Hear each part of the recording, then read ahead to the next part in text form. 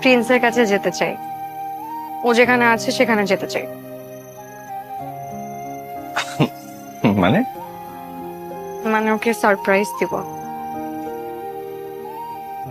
হ্যাঁ ঠিক আছে, তুই সারপ্রাইজ দিবি, ভালো কথা, বাট ও কোথায় আছে তো আমি জানি না। ও কোথায় তুই জানিস না? না। ও কোথায় তুই জানিস না?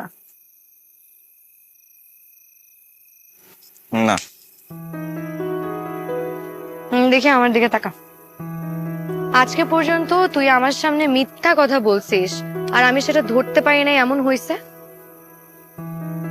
তোর কথা ছাড়া এই বাড়িতে এক পাতিল ভাতও রান্না করা হয় না।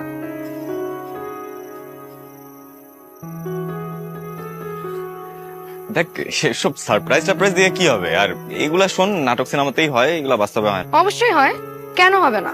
হয় না। হয়। তুই যাবি না? না। যাবি না? না। আচ্ছা ঠিক আছে, যাও না কেন।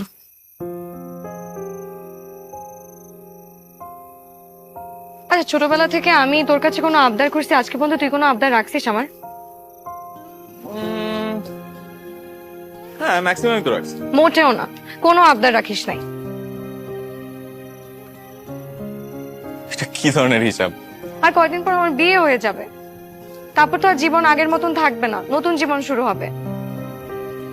তখন ঠিকই বসে বসে ভাববি আর আফসোস করবি যে একটা মেয়ে আমার কাছে রিকোয়েস্ট করছিল, আবদার করে একটা জিনিস চাইছিল, তুই দিতে পারিস নাই।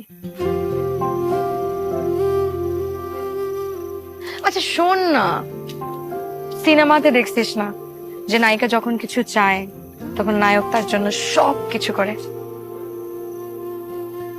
হ্যাঁ তা দেখছি, কিন্তু আমি তো তোর নায়ক না। এটা কেমন কথা?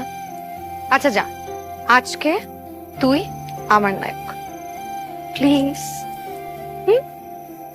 প্লিজ।